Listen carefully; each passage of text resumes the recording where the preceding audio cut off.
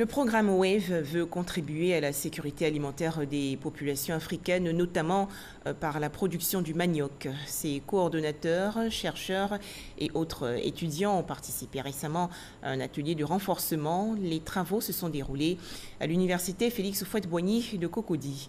On fait le point avec Astou Touré. En Côte d'Ivoire, il existe plus d'une vingtaine de variétés de manioc.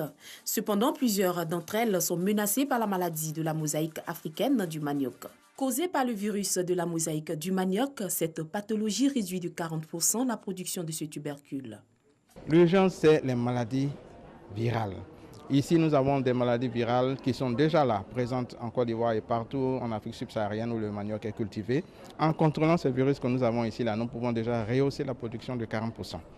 Le manioc est l'une des plus importantes cultures de rente et de subsistance en Afrique. Sur le continent, il constitue l'aliment de base de plus de 500 millions d'habitants.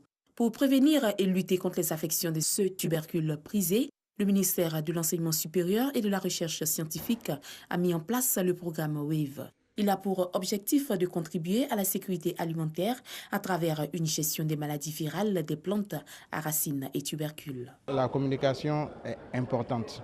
D'abord, communication scientifique au terme pur pour pouvoir publier les articles et avoir la promotion de nos étudiants, pour nos chercheurs et tout. Mais nous voulons aussi former différents types de chercheurs.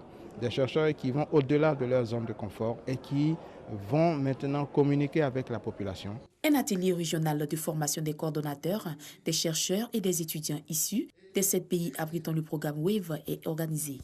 Nos enseignants-chercheurs ont souvent des difficultés à communiquer d'abord les résultats de leurs recherches qui doivent être visibles pour nos décideurs, pour nos collectivités territoriales, pour nos partenaires techniques et financiers. Ils ont des difficultés aussi pour capter certains financements parce que les projets de recherche, les programmes de recherche ne sont pas bien présentés.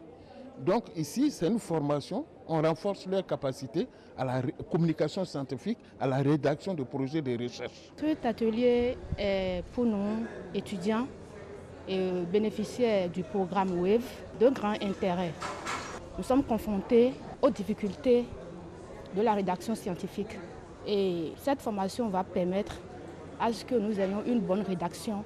Hormis la Côte d'Ivoire, le programme WAVE existe au Bénin, au Burkina Faso, au Ghana, au Nigeria, en République démocratique du Congo.